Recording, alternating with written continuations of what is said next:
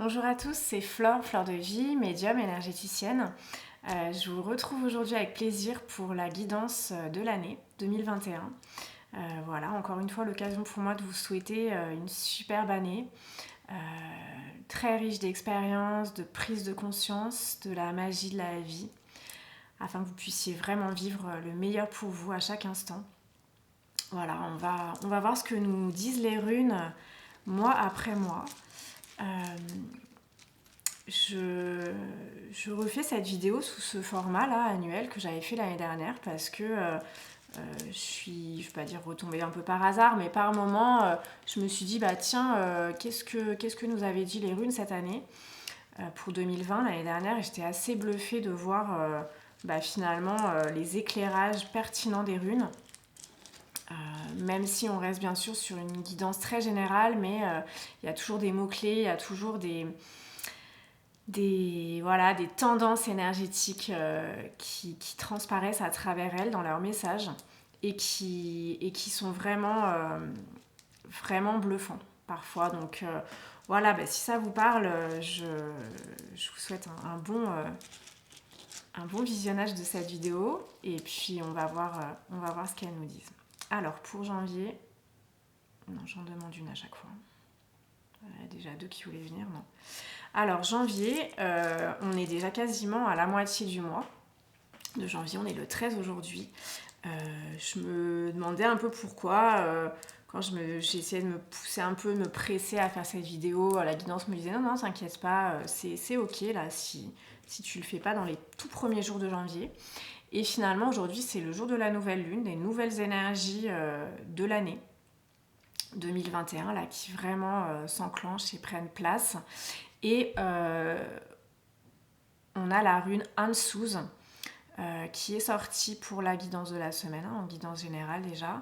Donc Ansuz, c'est tout ce qui est communication, enseignement, inspiration. On est aussi sur l'adaptation. C'est tout ce qui va nous venir par le son, le chant, la musique, ou dans les inspirations par les rêves. Donc on est vraiment dans une connexion très forte ici au mois de janvier, premier mois de l'année,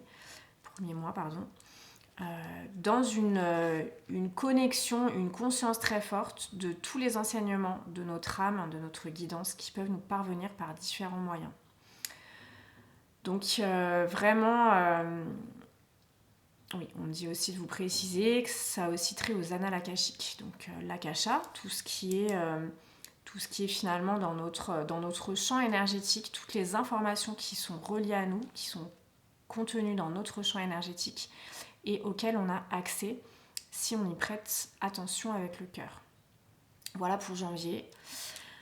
On va voir maintenant pour février. Ok, février, on a Gébo, qui est aussi sorti dans le tirage il n'y a pas longtemps. Gébo, c'est cette rune du don. Et aussi du sacrifice. Donc là, moi, ce que j'entends plutôt par rapport à février, ça sera peut-être sacrifier, entre guillemets, des choses qui ne nous conviennent plus, auxquelles le mental s'accroche encore.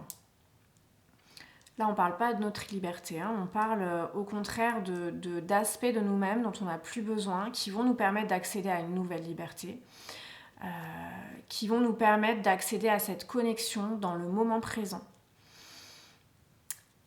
au don de l'instant, au don de l'instant présent, voilà, de l'expérience qui se donne à nous, qui se donne à vivre pour nous, pour que l'on puisse réellement aller chercher du coup cet aspect sacré en nous-mêmes, cet aspect sacré qu'il y a derrière tout événement, toute personne, toute chose. Donc ça sera vraiment ça en février, aller au-delà de l'illusion, peut-être, de notre mental, de notre ego, sacrifier cette illusion pour gagner finalement la connexion avec le tout. Des runes très fortes là, hein, des messages assez forts pour ce début d'année. Alors en mars, on aura Thorizaz, la rune de Thor. Donc je venais juste de parler de force. C'est cette rune, hein, c'est la défense, la protection, le fait de trancher de façon très forte. le fait, alors ce que j'entends, ce qu'on parle de résistance, c'est à la fois résister aux penchants, aux pensées négatives ou aux négatifs qui est autour de nous, et en même temps lâcher les résistances de nos croyances obsolètes pour aller vers plus de lumière, plus de compréhension de ce qu'on vit. En mars, ça risque de bien chambouler là au niveau global.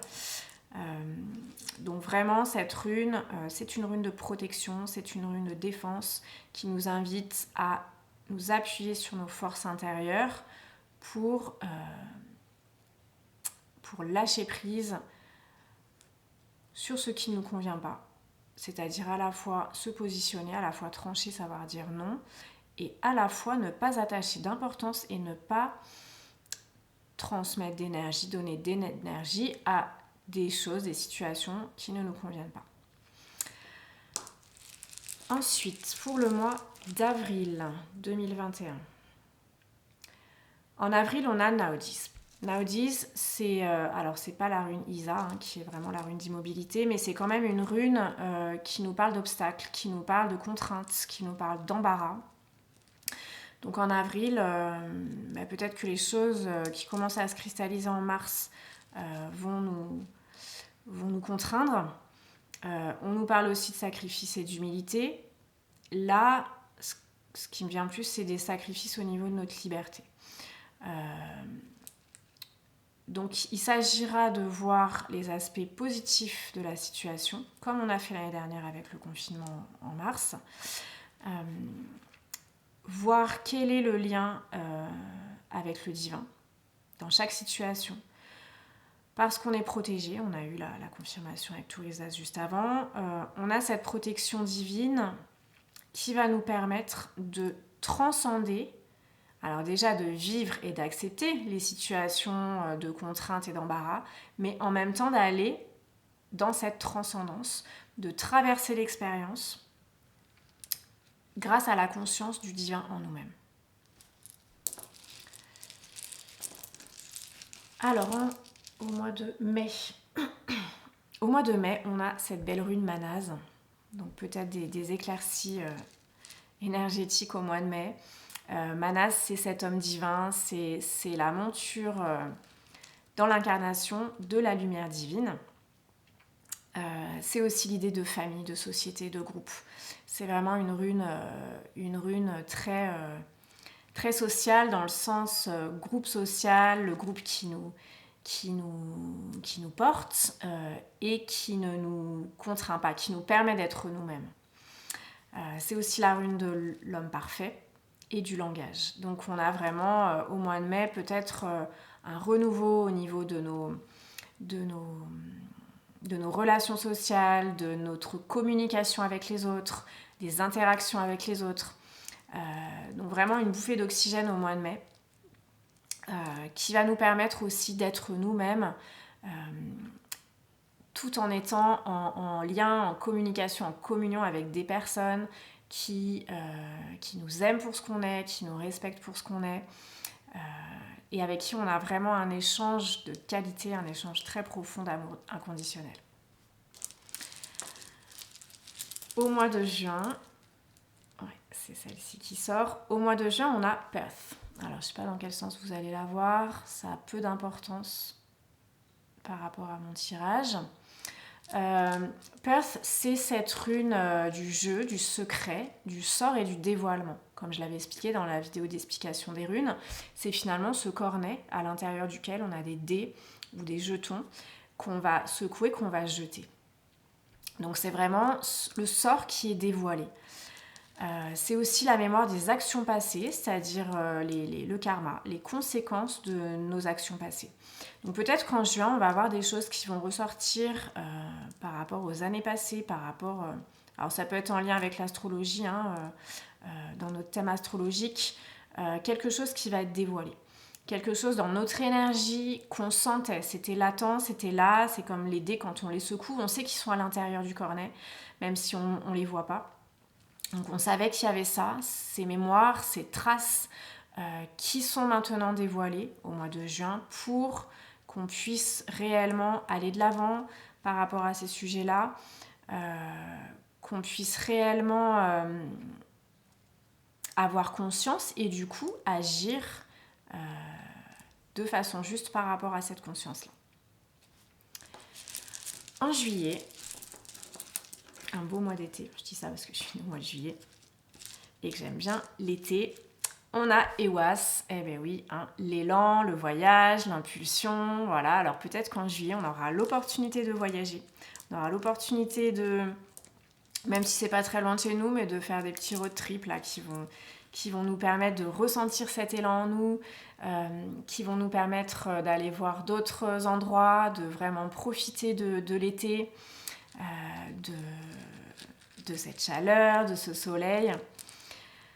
Donc vraiment EOAS, c'est ça, c'est l'élan, c'est le voyage, c'est aussi le corps physique. Donc on aura davantage l'occasion peut-être en juillet de s'occuper de notre corps physique, de prendre soin de lui, de faire du sport, je sais pas, d'aller nager, d'aller courir, enfin voilà. Il va y avoir vraiment quelque chose de très solaire et de très joyeux par rapport à notre corps physique et par rapport à cette idée de mouvement, d'impulsion, c'est très yang, hein, c'est une mise en action qui va nous permettre d'être réellement reliés et d'être ancrés dans notre corps. Alors, au mois d'août... Celle-ci, ok. Ah, et ben en août, on a encore Thorisaz. Alors, le besoin de sentir notre protection, le besoin de trancher, peut-être nous positionner, moi c'est ce que j'entends, hein, autour de nous, alors que ce soit dans les domaines professionnels, amicaux, voire familiaux. Non, on ne parle pas de couple là. Mais c'est par rapport à ce relationnel élargi où on va devoir peut-être poser nos limites, où on va devoir... oui, on parle aussi du global. Hein, quand je parle de relationnel, c'est aussi toutes les personnes qui sont autour de nous. C'est assez collectif là dans l'idée du mois d'août. En tout cas, voilà. On aura bien rechargé nos batteries avec le corporel en juillet. Du coup, en août, on nous demandera vraiment de nous positionner dans nos fondations, dans notre protection intérieure, c'est-à-dire avoir vraiment conscience de notre énergie personnelle intérieure, qui est notre bouclier, qui est notre défense face à des perturbations qu'on pourrait ressentir à l'extérieur. Donc si on reste vraiment bien ancré, vraiment bien dans cette conscience de notre force, et c'est aussi ça le géant Thor, cette conscience que finalement notre âme, notre partie divine, elle est indestructible, elle est intouchée, elle est intouchable.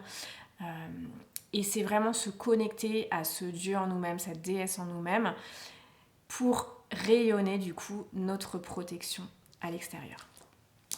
Et c'est pas une protection qui nous coupe des autres, c'est vraiment une protection dans la justice et la justesse divine. Au mois de septembre, ok. Alors en septembre, on a Uruz. Uruz, c'est cette rune de la force aussi, de la santé. Ça représente le taureau aussi, hein, astrologiquement.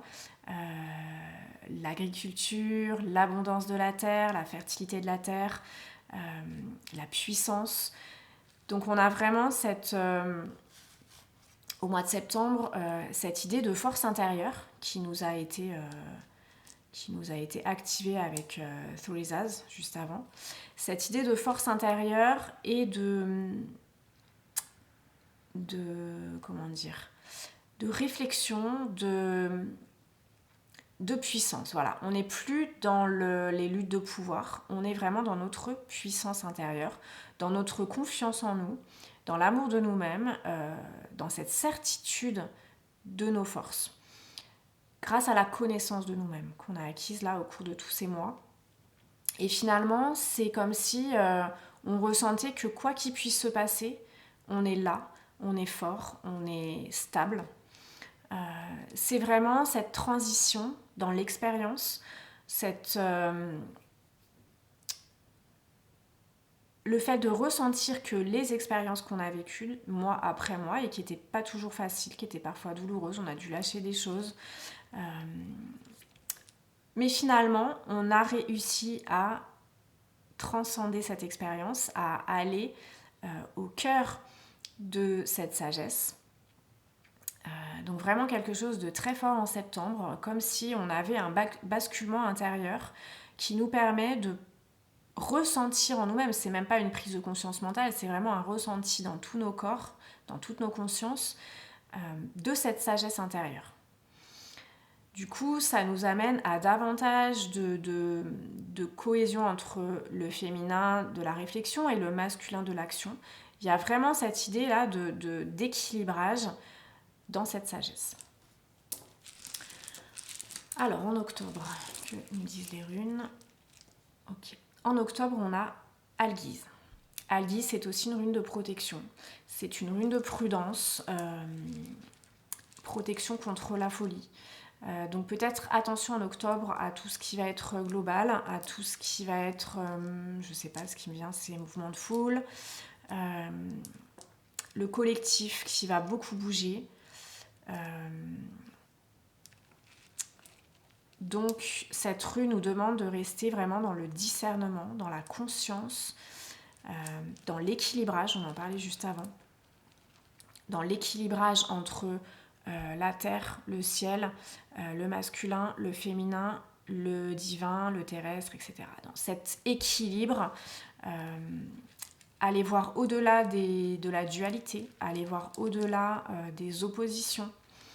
Parce que peut-être on va sentir en octobre des oppositions avec des personnes de notre entourage ou avec un collectif plus large. Donc vraiment, cette rue nous invitera à rester bien les pieds sur terre, à rester connectés au divin et à rester dans ce discernement. C'est ce qui me vient. C'est ce discernement, c'est cet ancrage qui va nous apporter cette protection et qui va nous maintenir dans ce lien avec la justice divine. Au mois de novembre, encore, bon. Tourisaz, encore au mois de novembre. Je dis encore parce que quand elle ressort beaucoup, je ne vais pas dire que c'est mauvais signe, mais voilà, ça nous demande beaucoup de vigilance. Au mois de novembre, vigilance par rapport à ce qui se sera passé en octobre. Donc c'est une double protection. On avait déjà Algise protection en octobre. Tourisaz revient en novembre pour la protection. Ok, ça y est, j'ai compris. On va nous demander au mois de novembre de sortir, comme je disais là, des luttes de pouvoir, de sortir de la résistance négative. C'est-à-dire une forme de résistance où on reste campé sur nos positions, mais du coup on ne peut pas évoluer. La résistance à laquelle nous invite Tourisaz, c'est cette force intérieure dont on a parlé là tout le long du tirage, qui nous permet d'être réellement ancrés, d'être réellement nous-mêmes. Il ne peut rien nous arriver. Donc encore en novembre, on va être peut-être challengé sur nos défenses, sur notre résistance, sur notre protection, notre bouclier intérieur, énergétique. Et cette remise en question un peu va nous permettre d'aller au-delà de la résistance de l'ego, d'aller au-delà de schémas devenus obsolètes dans des luttes, dans des combats, pour aller finalement prendre conscience et contacter cette forme de résistance qui, on pourrait dire, une résistance passive. Alors il y a deux choses qui me viennent, c'est à la fois par exemple l'action de Gandhi, qui a mené un combat, qui a mené une action, mais de façon non violente. Et ce qui me vient, c'est aussi tous ces arts martiaux qui utilisent finalement la force de l'adversaire pour le désarçonner, pour le désarmer, pour le terrasser. C'est un peu David contre Goliath. Alors on retrouve ça en judo ou en aïkido, où finalement, au lieu de résister, de pousser l'autre, on va trouver le moyen de retourner la force que l'autre engage contre nous-mêmes. On retourne cette force vers l'adversaire. Donc finalement, on utilise la force de l'adversaire pour le contrer.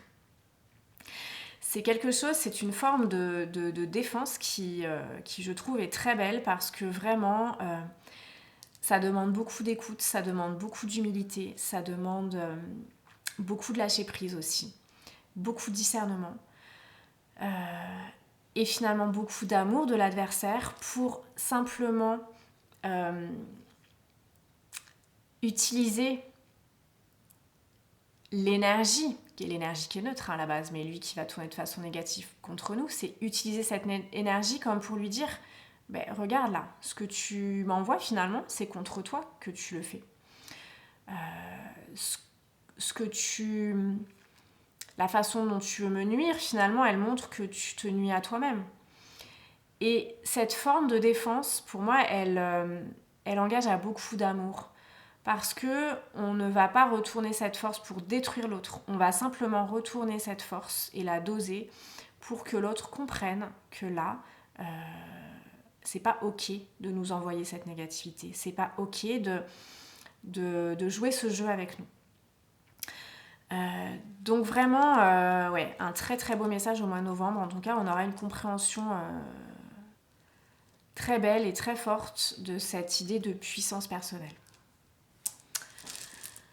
Alors, au mois de décembre, pour clôturer l'année 2021, qui aura été, je pense, très riche à la fois de bouleversements et de prise de conscience salutaire et aussi très belle, on aura Agalaz.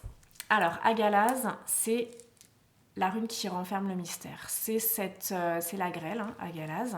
Donc, on a une idée de destruction, d'obstacles, mais aussi d'évolution, parce que finalement la grêle quand elle tombe, et ça je l'expliquais aussi dans les vidéos d'explication des runes, quand elle tombe c'est fulgurant, ça vient d'un coup, ça peut détruire beaucoup de choses, mais ensuite la grêle elle fond, elle redevient à l'état aqueux, d'eau liquide, et c'est aussi ce mystère de la transition, c'est aussi ce mystère d'une évolution. Donc finalement, allez voir encore une fois au-delà des apparences, écoutez attentivement les signes, parce que, alors je ne suis pas une professionnelle de la météo, mais ce que j'entends c'est que dans tout événement, même comment dire, très rapide et inattendu comme de la grêle, il y a des signes précurseurs qu'il nous suffit de connaître, d'apprendre à décrypter, d'apprendre à lire finalement, pour aller au-delà de ces apparences, aller voir au-delà du mystère qui finalement, une fois qu'on sait le lire, le mystère, il s'ouvre à nous comme un livre ouvert. C'est très alchimique cette idée de finalement, toute l'année, on a parcouru, on avait ce livre fermé, on a parcouru des expériences, on a appris à gérer nos énergies, à du coup gérer l'extérieur aussi, ce qu'on vit. Et on s'aperçoit en fin de l'année que ce livre, il est ouvert. Et que les pages, sans s'en rendre compte, on les a parcourues. Qu'on est allé au-delà de l'illusion. Et qu'en faisant le bilan, en décembre, on comprend finalement les messages, certaines choses qui nous étaient encore cachées. Ça, on revient à Perte, hein, qui était l'idée de sort et de dévoilement. Finalement, en décembre, on aura des compréhensions. Si tant est qu'on écoute attentivement et qu'on ait cette humilité parfois de se dire « Ok, là je comprends pas, là je sais pas ce qui se passe, mais je sais que j'ai ma protection intérieure, je sais que j'ai ma puissance intérieure, donc je traverse l'expérience, j'évolue, j'ai confiance dans mon évolution et je sais qu'une fois passé l'épreuve, une fois passé l'événement, la grêle, elle aura fondu. Et là, je verrai de façon claire où j'en suis et quel était ce mystère qui restait caché parce que je devais vivre l'expérience pour pouvoir comprendre ce mystère. Tant que je n'avais pas vécu l'expérience, je n'étais pas en mesure de comprendre, de lire, de recevoir et d'intégrer le message. Voilà, donc vraiment des très beaux messages des runes hein, pour l'année 2021. Ouais, ce que j'entends aussi, c'est que voilà, elles nous disent vraiment de tenir notre cap, de rester nous-mêmes de plus en plus, quoi qu'il se passe à l'extérieur, d'être à la fois pleinement dans l'action, dans ce qui nous met en joie, dans ce qui nous fait vibrer, et pleinement à l'intérieur de nous, pour savoir ce qui nous fait vibrer, savoir ce qui nous met en joie et pouvoir le matérialiser. Donc elles nous disent que même si bah voilà, hein, tous les signaux sont... Je sais pas quel mot employer pour... Il y a des signaux un peu alarmistes, voilà, pour l'année 2021. Mais que malgré ça, le plus important, c'est de garder notre cap intérieur, notre connexion avec le divin, avec qui nous sommes dans la matière, pour finalement vivre l'expérience et en ressortir grandi et enrichi. Voilà, je vous souhaite une très très belle année 2021, plein de bonnes choses. Je continuerai toutes les semaines à faire parler les runes pour nous tous. N'hésitez pas, comme je le disais, à mettre des commentaires, à poser des questions, peut-être à demander des choses sur des points précis sur lesquels on pourrait peut-être questionner les runes. Voilà, n'hésitez pas à vous abonner si ça vous parle, si vous voulez être informé dès qu'une vidéo parue. N'hésitez pas à en parler autour de vous si vous sentez que des personnes pourraient être intéressées par les runes et que ces contenus pourraient leur parler.